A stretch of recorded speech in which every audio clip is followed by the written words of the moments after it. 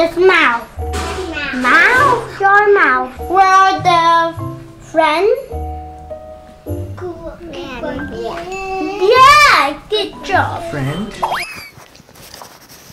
This video is specially dedicated to parents who are wanting to teach their kids a second language, the English language. Looking at the little 2-year-old Brian and 8-year-old Shinichi, that's what we call him, having a conversation. Where are the toy box? Yeah. Yes. Where are the teeth? Yeah. Yeah. Where are the robot? Yeah. Where run? Yeah. Not. Run out the door. There's run, okay? Where teddy bear? Teddy bear, yeah. Where mouth? Mouth? It's been 2 years since I started speaking the English language to my son Brian, and 1 year and 4 months since I started doing the same thing with his cousin Shinichi, and we got results. There's mouth, okay? Where teeth? Teeth? Yeah. Yes. Where car? Car. Where bear? Bear's here. Em bắt gì? Bear here. Where animal? No. Animal, yeah. No. Animal. Yeah. Where's the crocodile? Where's the here? And after more than 1 year of working on that project, here are something that I realized. Strategies that work and some that don't. And I hope this video could help you bring all your ideas into fruition, just like what I've done with my kids. So we'll start after the intro.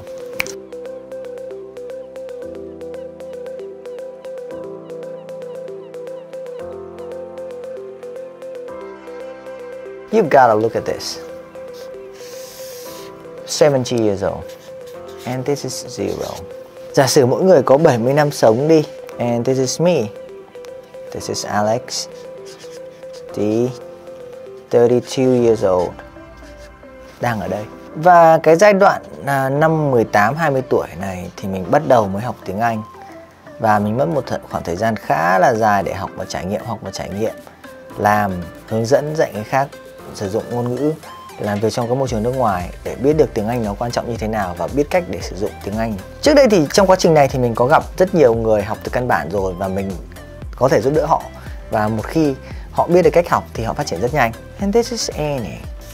Annie đến giai đoạn bây giờ là 5 tuổi thì bắt đầu bạn ấy có thể giao tiếp giống như một bạn nhỏ người nước ngoài. Thì mình bắt đầu thực sự cái lộ trình đó thì lúc khoảng 6 đến 7 tháng tuổi. Mình cứ coi là lúc đấy là khoảng gần 1 tuổi thì mình mới bắt đầu. Và lộ trình đầu tiên của bạn Annie thì khá là khó khăn và vất vả.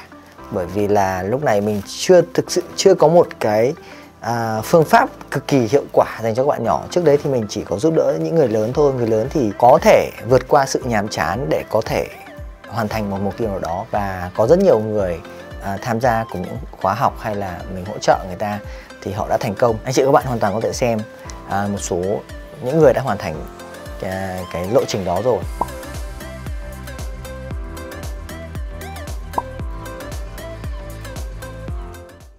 Farmer, but today I will be an MC and an expert fashioner. Yeah, I'm just joking. And the topic I want to tell you today is fashion. What kind of clothes your wardrobe have?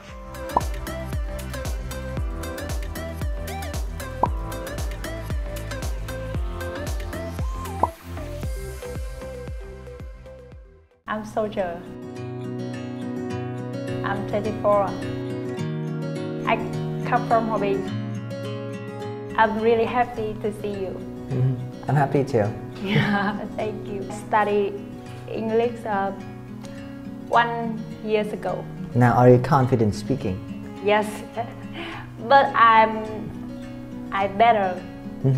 I will better next time. Nhưng với Annie thì khác, và cũng giống như bất kỳ một cha mẹ nào khi bắt đầu dạy một ngôn ngữ thứ hai cho con mình. Nó giống như việc là bạn đứng giữa phố, bạn cất giọng hát lên vậy.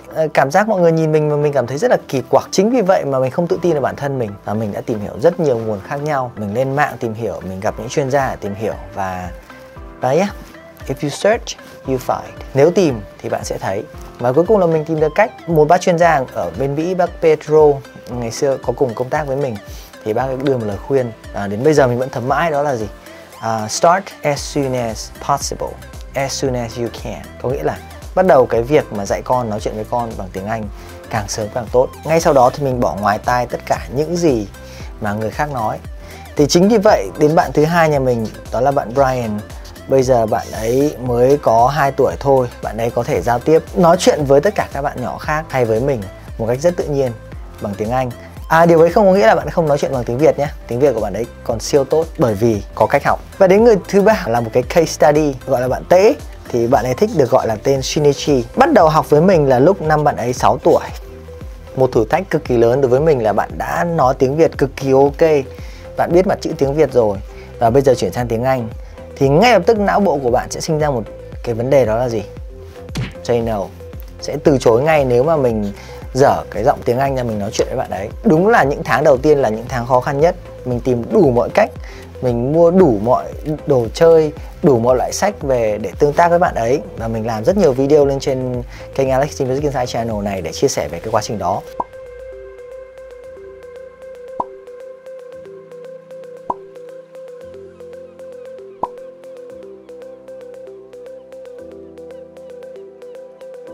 Trong vòng mấy tháng đầu thì bạn ấy có phát triển nhiều tiếng Anh trong đầu hay không? Thì câu trả lời là không. Chỉ là khởi động và làm quen ngôn ngữ thôi.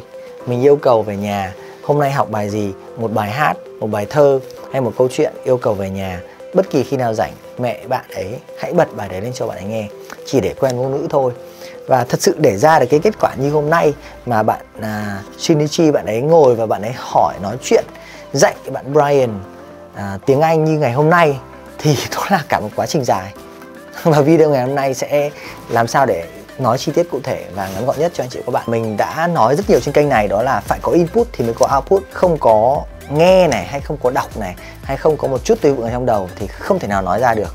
Chính vì vậy trong một năm vừa rồi mình tối đa cái thời gian bạn ấy có thể được tiếp xúc và có thể được nghe tiếng Anh. Chính vì vậy mà 100% chương trình TV trong nhà chỉ có tiếng Anh. Mỗi khi bạn sang nhà mình chơi buổi tối thì chỉ có nghe tiếng Anh và tiếng Anh. Bạn được lựa chọn thoải mái những chương trình TV nào bạn thích, nhưng chương trình hoạt hình đó phải bằng tiếng Anh. Maximize the exposure time to the target language.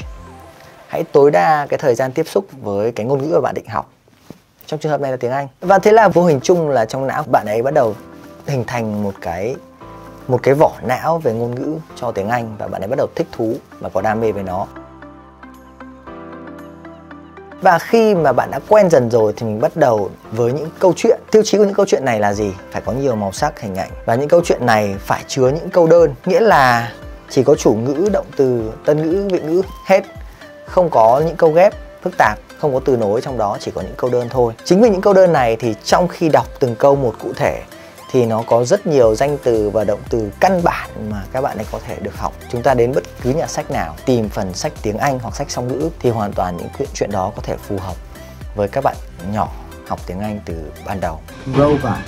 Robot, yeah. Head, yes.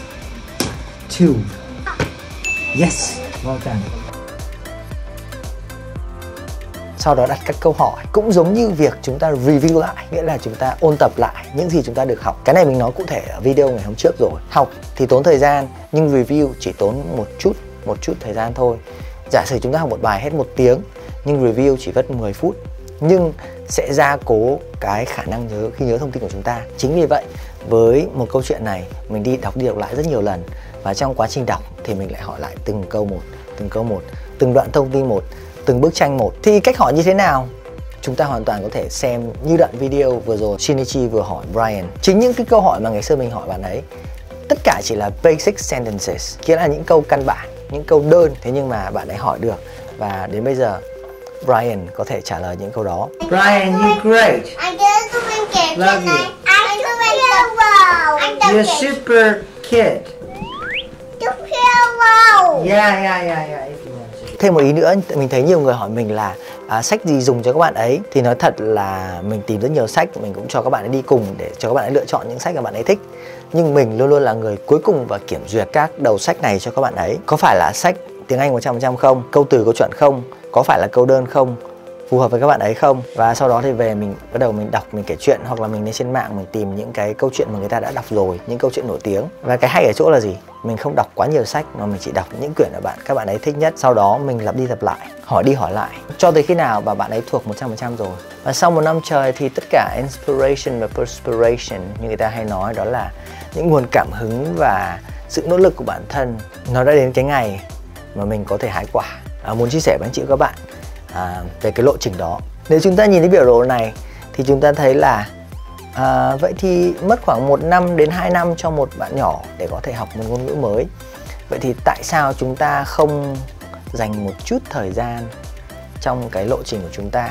Bởi vì chúng ta còn khá nhiều khoảng thời gian, mới một nửa cuộc đời thôi, như mình mới một nửa cuộc đời thôi, còn một nửa cuộc đời phía sau để phấn đấu nữa mà. Tại sao mình không cắt một chút thời gian? Thật ra mình chỉ dành khoảng 30 phút đến 1 tiếng mỗi tối cho các bạn nhỏ thôi, cả 3 bạn luôn đó. Trong buổi tối để có thể tương tác với các bạn ấy thôi. Còn phần lớn thời gian là tạo thời gian cho các bạn nghe hoặc các bạn xem tiếng Anh. Còn thời gian tương tác chỉ khoảng 30 phút đến 1 tiếng thôi. Thế nhưng mà sau 1 năm mình cắt một chút thời gian trong vòng 1 năm cuộc đời của mình. Thế nhưng mà nó sẽ giúp cho tất cả các bạn ấy trong phần còn lại của cả cuộc đời luôn.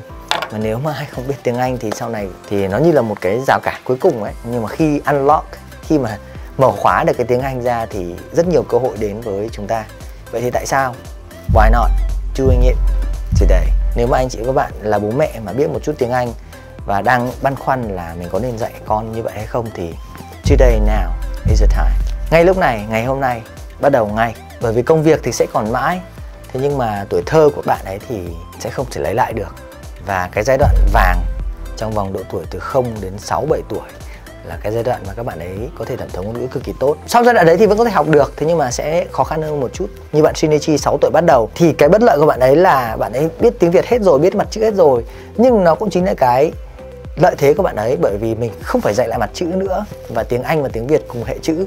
Thế nên bạn ấy học đọc rất nhanh, nhìn mặt chữ và nhớ rất nhanh. Bởi vì có quá nhiều người hỏi về cái chủ đề là dạy con song ngữ như vậy, nên là mình đã tạo ra một cái nhóm cũng như là một cái fanpage để chia sẻ tất cả những cái thông tin, những kinh nghiệm trải nghiệm cũng như là những cái case study mà ba mẹ thường gặp phải khi dạy con song ngữ ở dưới phần mô tả của video này. Hy vọng là trong thời gian tới thì chúng ta sẽ có nhiều tương tác với nhau, cũng như là học hỏi được nhiều hơn từ những bài học không chỉ của mỗi mình Alexi mà còn của nhiều người khác nữa. Đó là tất cả những gì mà video ngày hôm nay mình muốn chia sẻ.